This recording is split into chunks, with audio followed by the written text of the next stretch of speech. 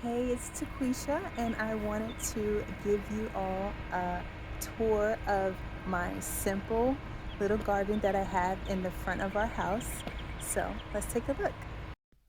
So out front here, I have some basil and some rosemary planted, as well as some lavender inside of these do-it-yourself planter boxes that I made from file cabinets. I did post a video of that if you want to check that out.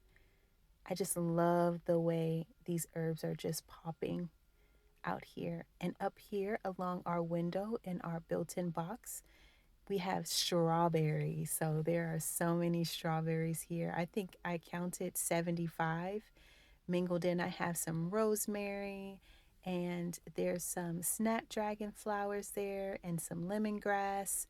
I have another snapdragon. There's an elephant ear and some two little plants behind it, just trying to be all they can be. There's some pepper plants that we have along here.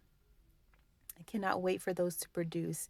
And look at these beauties that I found on clearance that were half dead. More snapdragons. I love this flower. It's so beautiful. As soon as I put it into the ground, it bloomed so beautifully. Here I have lots of variations of basil because I love basil. What I'd like to create out here in the front of our house is edible landscape.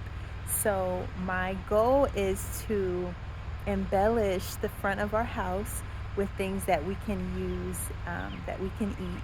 And so whether that's herbs or some small vegetables, any kind of thing like that, that's very beautiful, that adds to our space, but it's very, very useful.